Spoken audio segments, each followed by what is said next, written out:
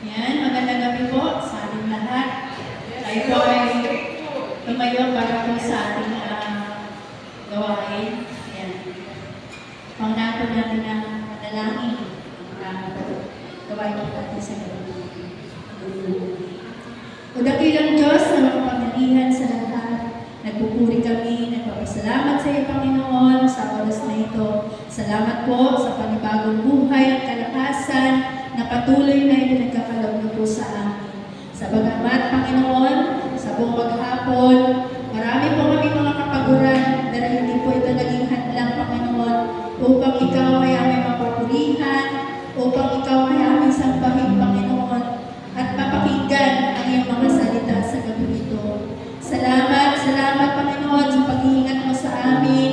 Salamat sa kalakasan. Salamat, Panginoon, sa mga pagpapala. Salamat sa katugunan, sa lahat ng aming mga pinalangin sa iyo. Salamat, salamat, Panginoon. At sa oras na ito, patuloy na po kami malapit sa iyo. Ano man po yung nasupungan niyo sa aming mga puso, sa aming mga buhay, Panginoon. Nagpapakumbaba po kami sa oras na ito. Manapatin niyo po ang aming mga buhay na makarating po kami sa iyong biyaya, Panginoon. Lord, patawad, Panginoon, sa mga pagkakasala po namin. Salamat, salamat, Panginoon, dahil alam po namin sa oras na ito, natanggap na po namin yung kapatawaran na nagmumula sa iyo. Salamat, salamat, Panginoon, at sa oras na ito, patuloy na po kami na nagpupuri at sinasamba ka sa pamamagitan, Panginoon, ng mga awitin na aming ihahandog sa iyo. Bigyan niyo po, Panginoon, ang karunungan at ang kapatid po namin na si Dalino, Panginoon, sa mga awitin na kanyang hinanda. Pagpalain niyo po ito, Panginoon, sa pamamagitan po nito, maluwalhati ka namin sa gabi ito. Salamat, Panginoon, sa buhay po nila. Kasama po si Pastor na siya po magigitara. Bigyan niyo po rin po ng higit na karunungan, Panginoon, sa panguna po nila sa mga awitin na ito. Salamat, salamat, Panginoon, maging sa mga salita mo na aming maririnig sa gabi ito. Pagpalain niyo po ito, maging kalakasan po ito ng aming mga buhay espiritual. Patuloy nga po, Panginoon, nabigyan niyo ng karunungan ang buhay ng aming kapatid na si Kate upang ang mga salita mo, Panginoon, dumali sa kanyang buhay. Bigyan niyo po siya ng higit, Panginoon, na karunungan na nagmumula sa iyo upang ang mga salita na ito ay maunawaan po namin sa gabi ito. Ang mga salita mo ito, Panginoon, nagmagbibigay sa amin ng kalakasan sa aming mga buhay espiritual. Salamat, salamat, Panginoon, at sa gabi po ito, ikaw ang siya namin masambat, maluwalhati, madakila, Panginoon, sa iyong kabutihan sa aming mga buhay. Pagpalain niyo po kami ito, maging matagumpay po kami, Panginoon, na ikaw ang aming Diyos na makasama namin sa gabi ito. Salamat, Panginoon, pag-ingatan niyo po ang buhay ng bawat isa na patungo pa lang, Panginoon, sa lugar na ito, upang makasama po namin na ikaw ay purihin at sambahin sa gabi ito. Maging sa aming panalanginan mamaya, Panginoon, ngayon pa lang, ihanda niyo po ang aming mga puso, ang aming mga buhay, ano man po yung aming mga dalahin sa gabi ito. May taas po namin ito sa iyo, Panginoon, at mabigyan po ito ng mga katugunan na nagmumula sa iyo. Salamat, salamat, Panginoon, sa gabi ito, ang kinapo namin, ang katagumpayan ng gawain na ito. Salamat, salamat, Panginoon. Sa iyo po ang pinakamataas na papurin pa sa salamat sa tanging makapangyarihang pangalan ni Kristo Jesus. Amen.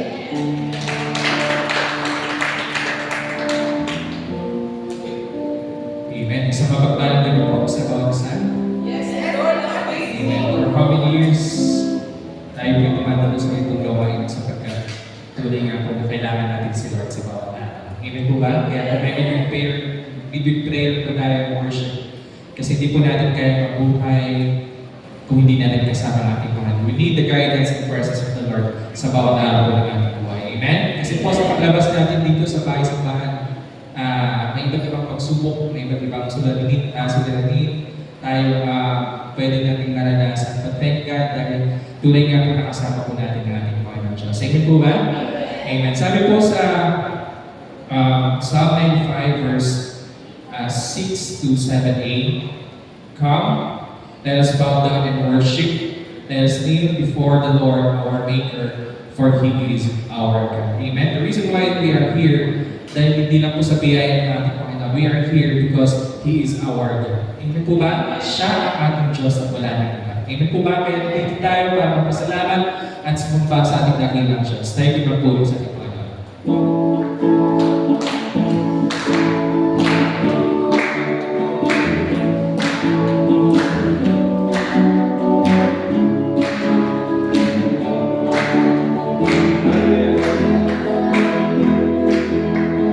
Huwag kang mag-alala, gusto mo pinag-uwan, ang buhay mo ngayon ay kapiyakan. Huwag mag-alala namin, tumawag sa Kanya, siya ang kasagutan, mapakailanman. Kay saya-saya ng buhay kapag kasama ka. Kay ganda-ganda ng buhay kapag kapiling ka. Ikaw ang buhay ko, di magbabago. Wala kang tulad ko, O Jesus. Ikaw ang kailangan namin sa buhay ko. Patuloy ka pa lang, walang pangangamba. Ikaw ang pag-asa, sa'yo lang natagpuan. Tuwing nakakalakan, hindi mapagayanan ang kahit ano pa man. Diba, church? Kay saya-saya ng buhay kapag kasama ka. Kay ganda-ganda ng buhay kapag kapiling ka. Ikaw ang buhay ko, di magbabago. Wala kang katulad ko, O Jesus. Huwag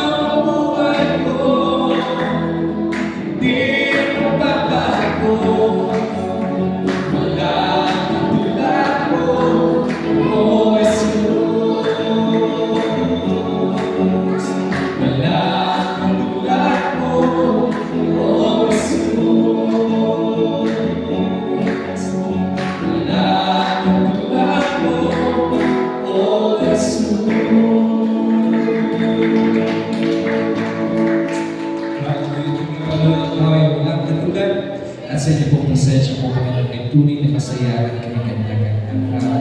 Thank you, Jesus. Praise you, Lord. Worship you.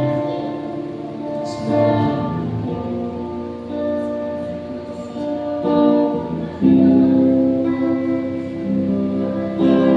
Habang hindi karapat-dapat, pagkukulang na ba? At wakas mo pagsinlan.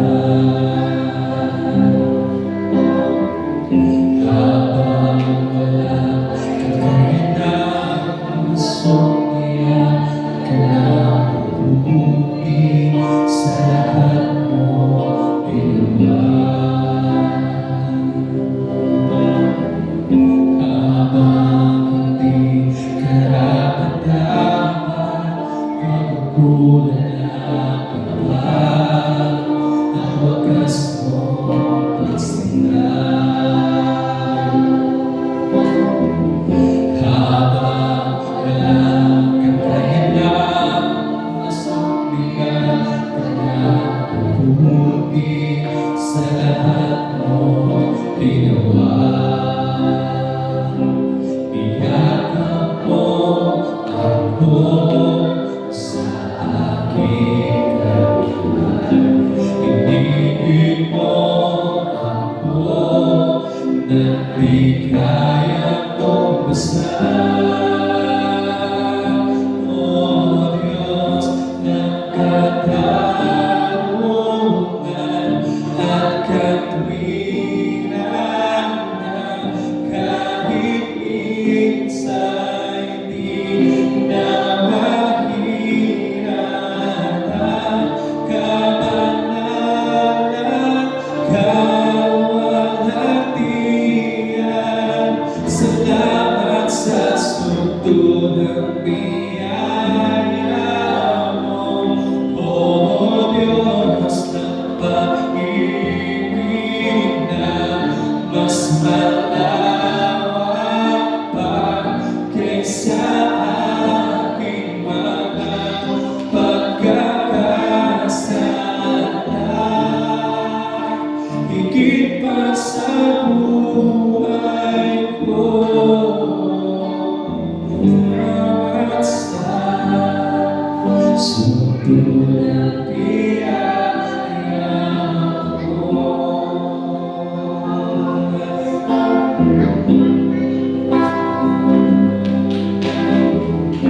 Habang hindi karapat-dapat, pagkukulang na ba? At wakas mo pagsinlan. Hallelujah, Jesus. Habang walang kakayanan, magsumpihan ka na mabuti sa lahat mo ginawa. Iyakap mo ako sa aking katawan. Inibig mo ako na di kaya kong basahin. O Diyos ng katarungan at katwiran na kahit minsan na mahiratan. Kabanalan, kawalhatian, salamat sa sutulang biyaya mo. O Diyos ng pag-ibig na mas malawak pa kaysa aking mga pagkakasala. Higit pa sa buhay ko, salamat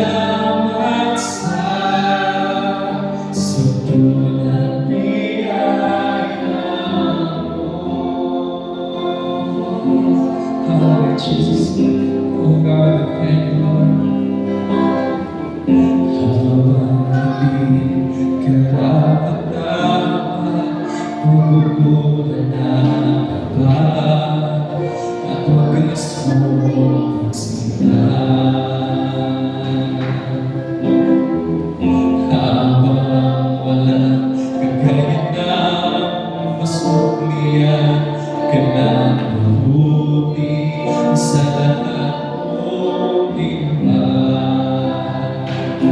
Niyakap mo ako sa aking kanan.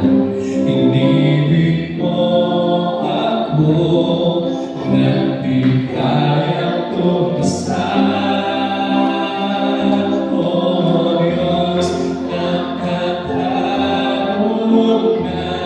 at katwiran na kaibigsan din na pahirapan, kabanalan, kawalatian. Salamat sa sundulan biyaya mo, O Diyos ng pag-ibig, mas matawag pa kaysa aking mga pagkakasala. Higit pa sa buhay ko, at sa sundulan biyaya mo. Salamat sa sundulan biyaya mo.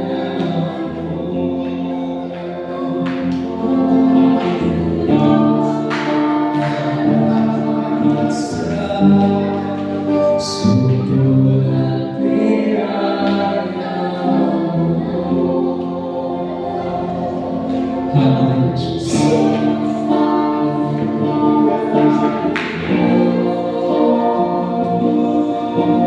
Salamat sa iyong biyaya.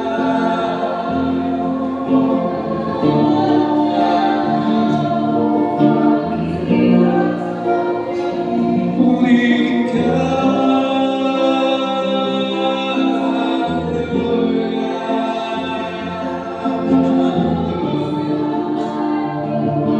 Lumapati ka.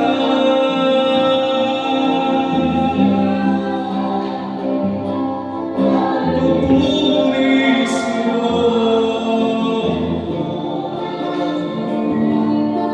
O Panginoon,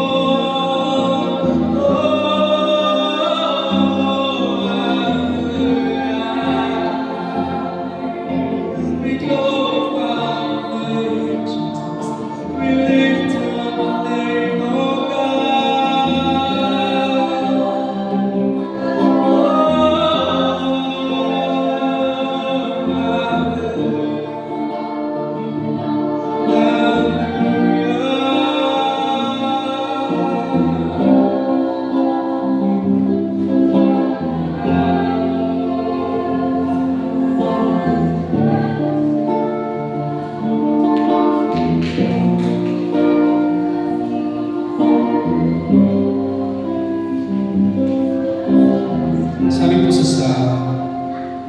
sabi po that everything that is within me, praise the Lord.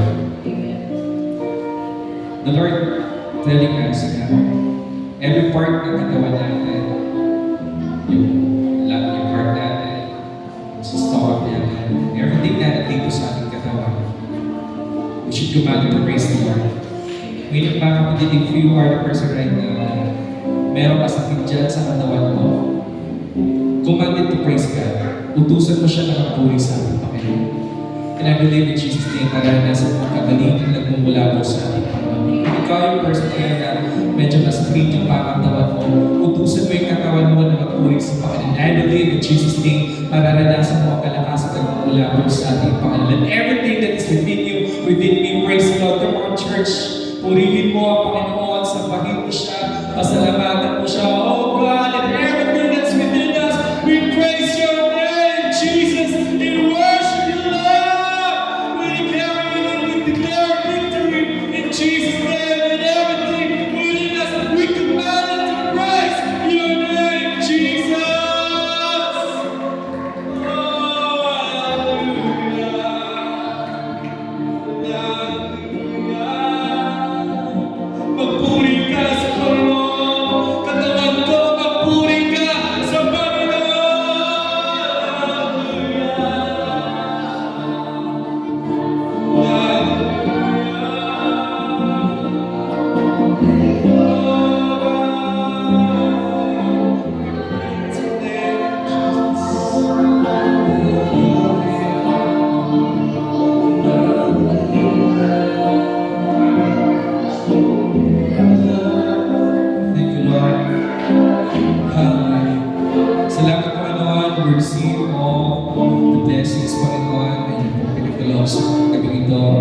we also receive, Panginoon, yung kagalingan na nagmumula po sa inyo. Katagunan po ng aming mga panalangin, Lord God. We also need, Panginoon, na ikaw ay kasama namin sa bawat araw, Panginoon Diyos, and I declare in Jesus' name, Panginoon, sa mga kapatid ko rito, anuman yung sitwasyon na kinakaharap ng bawat isa. I pray, Lord God, na hindi niyo po kami pababayaan, hindi niyo po kami tatalikuran po, Panginoon. Ikaw ay kasama namin at kami ay pagtatagumpayin, Panginoon. Salamat po sa iyong pagpupuri, pagsamba, patakila sa pangalan ng Jesus. Amen and amen.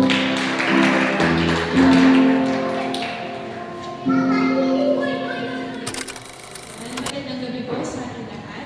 Yes, the Lord is faithful. Amen. Panginoon na ang Diyos ay tapat. Sino po may Bible? Hard copies. Pwede po pang pakibuksan sa Daniel chapter 10. Sige po. Sabi po ng Amen.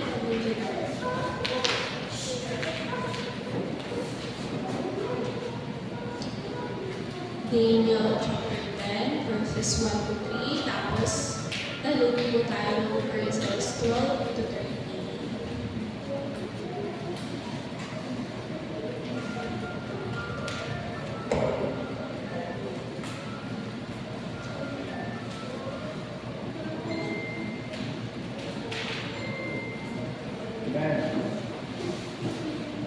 Yan, nandiyan na po ba kayo? Pwede po ba sabay-sabay po natin basahin? 1, 2, 3, go! Nang ikatlong taon ng paghahari ni King Persia, isang pahayagang dumating kay Daniel na tinatawag ni Belteshazzar. Ang pahayag na iyon ay totoo, ngunit mahirap unawain. Ngunit naunawain din ito ni Daniel sa pamamagitan ng pagkain. Verse 2, noon ako si Daniel ay 3 linggo nang nagluluksa. 3 linggo na rin ako hindi kumakain ng anumang masarap na pagkain, ni tumitingin man lamang ng kape o alak. Ni hindi ako naglalagay ng langis sa aking pulo. Verse 12,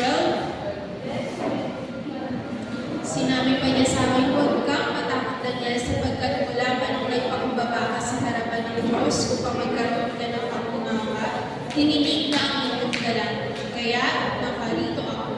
Ngunit pinitiran ako ng pinuno ng kaharian ng Persia sa loob ng 21 araw hanggang sa dumating si Miguel, isa sa mga pangunahing pinuno na sumaklolo sa akin, sapagkat naiwan ako noong nag-iisa kasama ng mga alay ng Persia. Dalangin po tayo, Panginoong Diyos.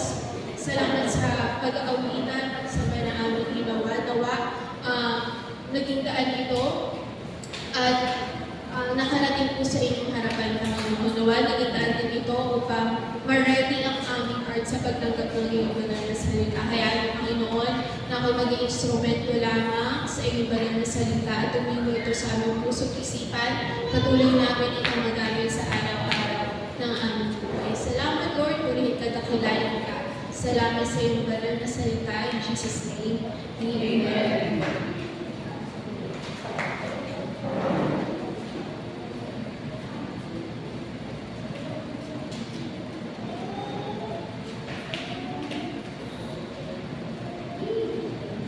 Yan. Ito po, title po pala nito ay Delayed but Not Denied. Ito po ay galing kay message po na ito ay privilege ni Pastor Stephen Prado. Yan, lagi ko po siyang pinapakinggan sa YouTube. Mga preach niya, yun. Kung may time kayo, pwede niyo po siyang pakinggan. Nakakasal po talaga yung kanyang buhay. Yan, title po ulit, Delayed but Not Denied.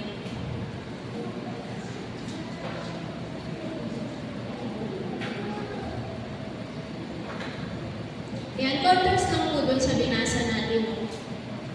Si Daniel daw, merong disturbing or nakakapagpabagabag. Sabihin nyo nga daw, nakakapagpabagabag. May nakakapagpabagabag na vision about war and hardships. That there will be a bad leader who will rise, a foreshadow of Antichrist in their time. Dahil nag-disturb siya, syempre, gusto niyang maliwanagan about the vision with no understanding and wisdom pa sa kanyang nakita. Nag-fasting si Daniel, sabi niya dun sa verse 2, di ba? 3 weeks na siyang nagluluksa at hindi kumakain ng mga gusto niya. Yan, 3 weeks nag-fasting si Daniel. Sabi mo sa katabi mo, parang hindi ikaw si Daniel. O ikaw nga pa si Daniel, kaya yung 3 weeks na prayer and fasting. Yan, fasting with deep mourning. Sabi niya doon, nananalangin siya. 3 weeks is straight. Di natin alam how many times a day pa. Diba? And what's more frustrating sa lagay ni Daniel that time ay yung walang sagot sa loob ng 21 days. Hindi siya aware na while waiting for the answer sa kanyang panalangin, siya pala ay under ng spiritual attack. And after 21 days of no answer, dumating yung heavenly messenger, an angel from God. At sabi ng angel kay Daniel, ito yung nang pinasa natin kanina sa verse above.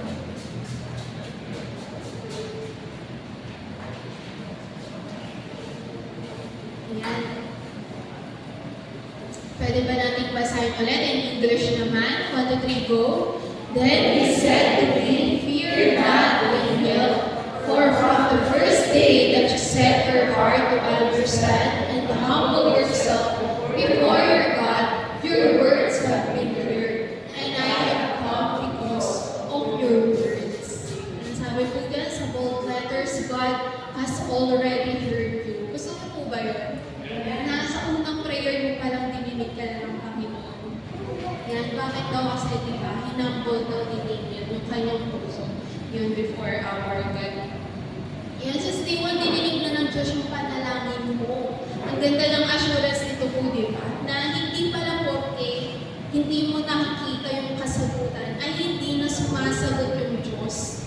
Na hindi pala porke hindi mo nakikita yung galaw ng Diyos, ay hindi na siya gumagalaw. Because apparently, day one pa lang, God has already heard you. At hindi lang basta dininig, pinadala pala agad. Pinadala pala agad ng Diyos yung kasagutan sa panalangin niya. Ang kaso, merong spiritual forces sa Kingdom of Persia na ngayon ito po ay yung bansang Iran, controlling the leaders of Persia na kumarang dito.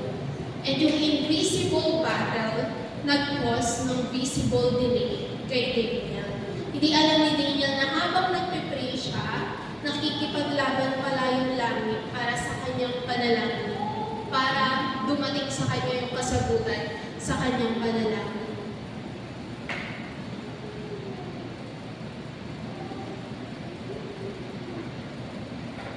Yan, sabi po dyan, God is still fighting for it. Kasi minsan, di ba, masyado tayong frustrated sa delay na hindi na natin nakikita yung invisible battle.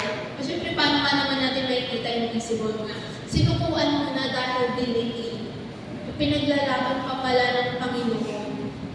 Yun, may mga times po ba kayo na gano'n, ay, para isang buwan ko na itong pinagpipray.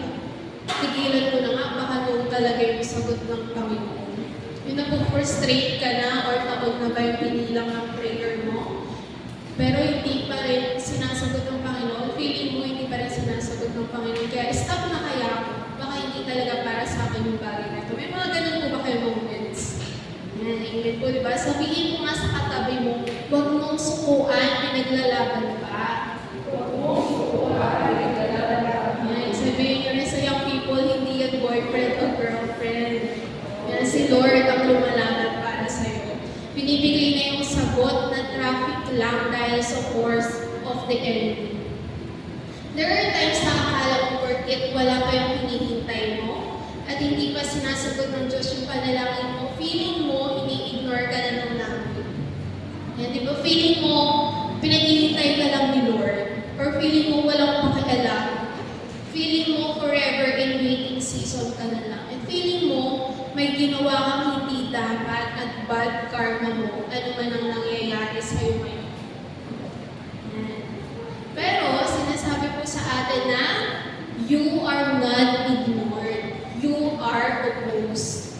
Diba? Hindi ka hindi pinapansin. Wala ka dun sa sin zone or heard zone. merong nakaprepare para sa'yo, may humahad lang nga lang, hindi ka binabalawala. May opposition lang sa prayer mo. Ano kaya yung madudulot ng answered prayer na yan? That the hell is willing to block it, na He doesn't want it for you to receive it. God doesn't ignore Daniel doon sa panalangin niya. Hindi niya nakuha yung sagot sa panalangin niya dahil kulang siya sa pananampalataya niya. Imagine 21 days fasting and mourning dahil doon sa vision na nakita niya. Kabaligtaran niya po dahil Daniel is full of faith. Hindi lahat ng delay sa buhay mo ay natural. Diba? Hindi yung natural na lahat na lang delay. May mga delay na bunga ng opposition ng kaaway. Kaya ngayon taon na wala pa yung sagot sa prayer mo. Yan, diba? Or ilang taon mo nang pinag-pray yung isang bagay. Meron po ba kayong ganun? Kasi ako meron eh. Yan. Ayun. Saksi po ako doon sa bagay na yun. Ilang years mo nang pinag-pray. Tulad ko kanina, galing akong job fair. Sa trabaho, ilang taon ko na pinag-pray. Sa bagong trabaho, ilang taon ko na pinag-pray. Since pandemic na, nung nagkakad ako, makalipat man lang ng company. I-apply dito, apply doon. Yan. Pero, ayun, syempre hoping pa rin sa kasagutan ng Panginoon doon. Minsan kasi, di ba, nilalagyan natin ng duty, ang due season ng Panginoon. Ang mga pangako kasi ni Lord, wala namang due date pero laging may due season. Amen po ba? Yan. Sabayan niyo nga po sa magbabasa. God's promise remains. In this time, you will harvest. Don't give up. Hindi natin pwedeng lagyan ng deadline yung mga pangako ng Diyos.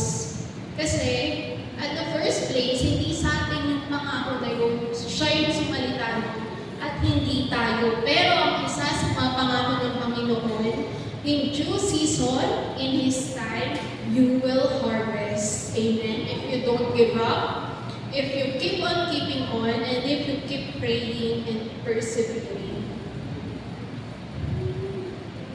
God didn't say no. It was just a delay. And when the time was right, He answered. Tulad po nung nangyari kay Daniel. Di ba nung 21st day, doon niya nakilala yung heavenly messenger na pinadala sa kanya.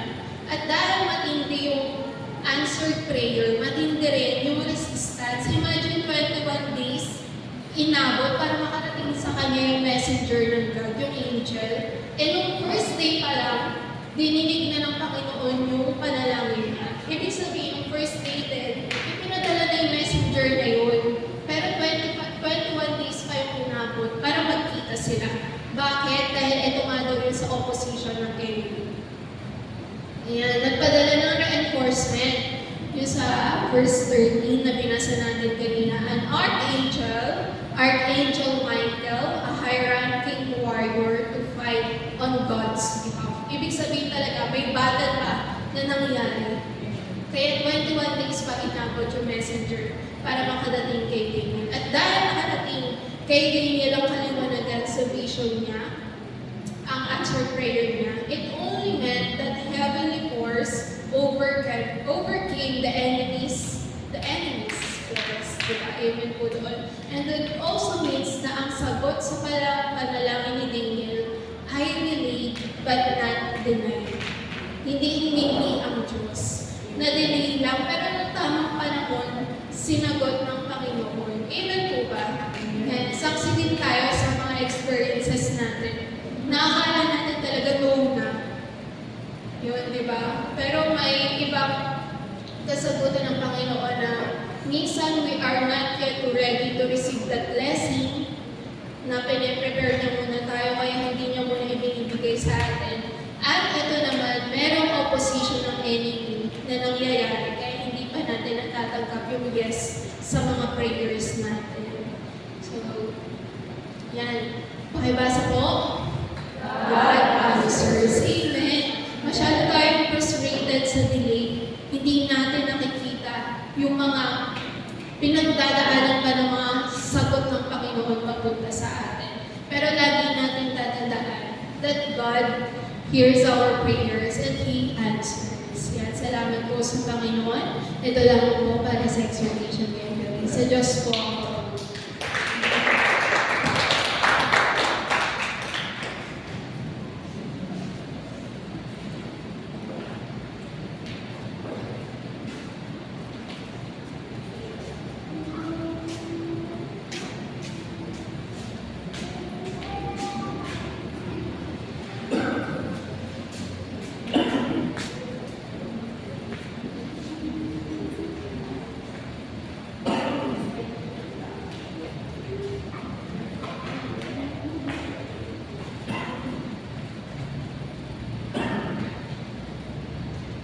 Ayan, muli isang mapagpalagay dito sa lahat yan. Sinasabi po sa Roma, chapter 11, verse 36, sapagkat ang lahat ng bagay ay mula sa Kanya, sa pamamagitan niya at pag-aari niya, sa Kanya ang karangalan magpakailanman. Amen. Sa Diyos po ang papuri yan. Siguro po, ayan, magpaitos na lang po tayo ulit para po sa ating pagpapanalaginan.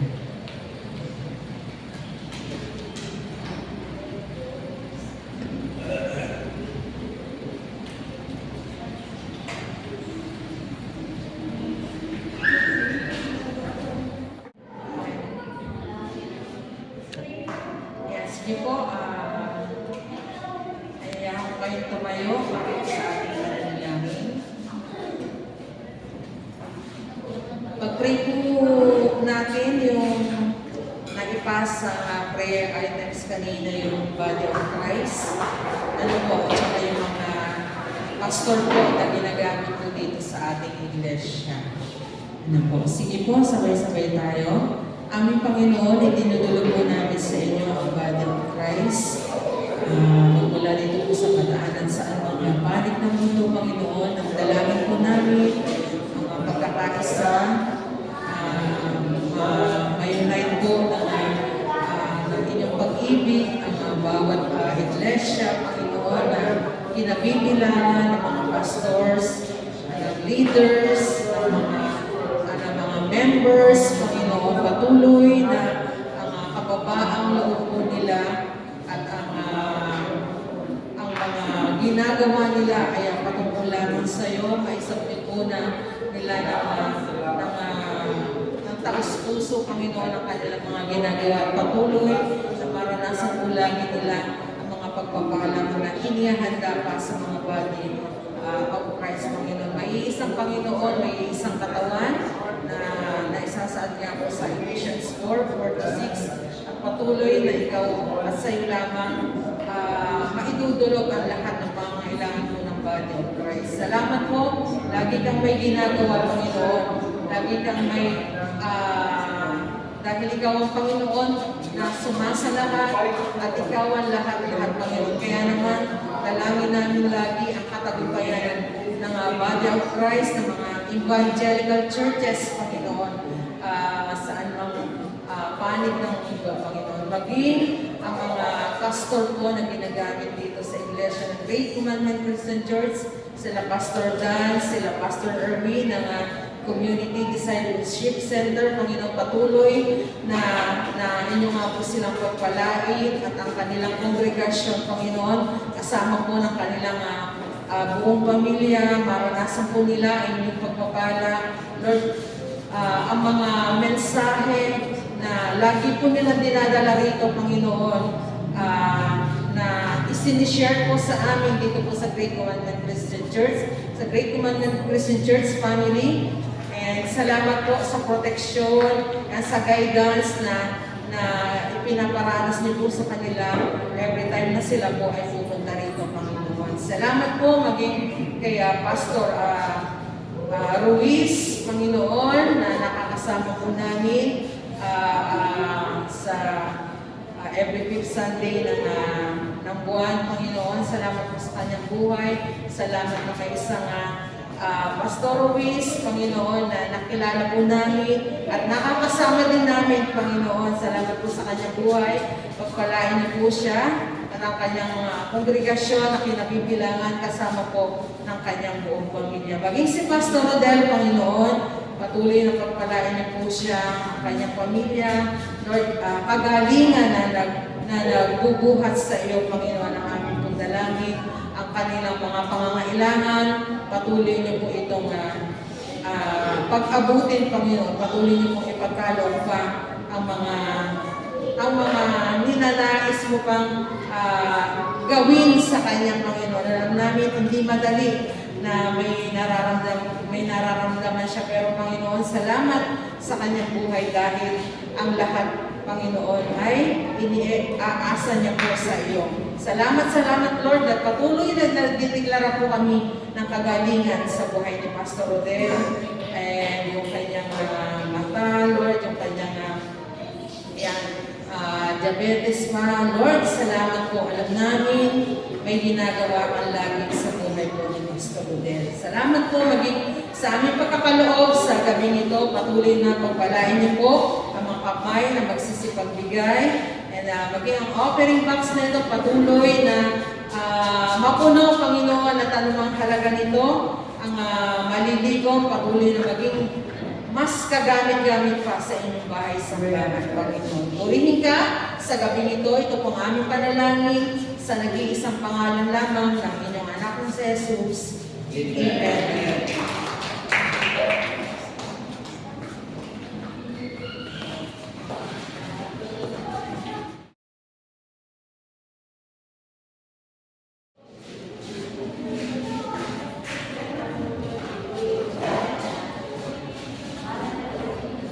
Praise God. And bigyan po natin ng pangkuling palakpak.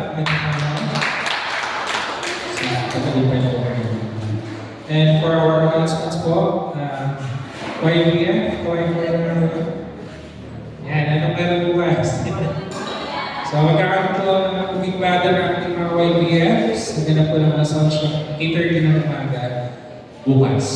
Yan. Pray po natin ang kanang gawain at naway mag-face at mag-enjoy po sa best kanang po gawain. And CPF naman po, may meeting sila sa dati po na Sabado, 2 p.m.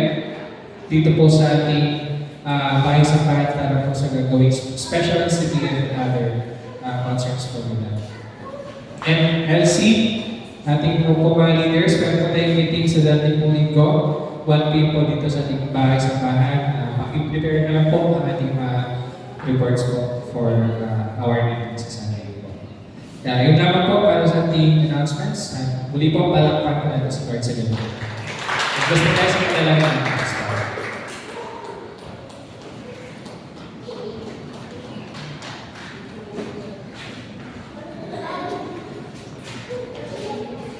Sige po mga kapatid, tayo po ay bukas na po sa ating panunod. Ang maraming Diyos na makapangyarihan sa lahat, kunin nga po Panginoon, maraming salamat po sa tagumpay na aming pong naranasan. Ngayong gabi po na ito po Panginoon sa aming pong ginawang pagpupuri, pagsamba sa inyong sa aming pakikinig po Panginoon ng iyong mga banal na salita. Salamat sa buhay na aming pong kapatid na ginamit niyo po Panginoon upang magbahagi ng iyong mga banal na salita. Nawa patuloy na tuloy mo ito sa aming mga puso, isipan po Panginoon at magsilbing kalakasan po ito ng aming pong spiritual na buhay at higit sa lahat po Panginoon may bahagi po namin ito sa aming pong kapwa. Kaya naman po Panginoon kami po nagpupuri, nagpapasalamat po Panginoon sa lahat ng ginagawa niyo po sa buhay ng bawat isa po sa amin, sa mga katagumpayan ng aming po mga dinulog sa inyo, sa aming po mga panalangin. Ito man po ay aming po mga personal na prayer request, maging sa aming po mga prayer item po Panginoon na idinudulog sa inyo. Salamat po Panginoon, alam po namin na meron ka po nakalaan, nakatugunan po Panginoon para po sa amin po mga dalangin po na ito. Salamat po at maging sa amin po nga masamantalang pag-iwalay. Lord, dalangin po namin ang iyong pagsama, pag-iingat ay patuloy po namin itong maranasan at sa kami po ay makarating sa amin po mga tahanan ng ligtas at tatnan din po namin yung aming pong mga mahal sa buhay na naroon din po yung galak sa kanila pong mga puso. Salamat po Panginoon at patuloy na yung tagumpay ng gabi po na ito ay patuloy po namin itong maranasan. Salamat po. Naway taglayin ng bawat isa yung mga biyaya at pagpapala na nanggagaling sa ating Diyos Ama, ang pag-ibig na nanggagaling sa ating Diyos Anak at pagsama ng Santong Espiritu ay patuloy po natin itong maranasan ngayon at magpakailanman. Amen. God bless po.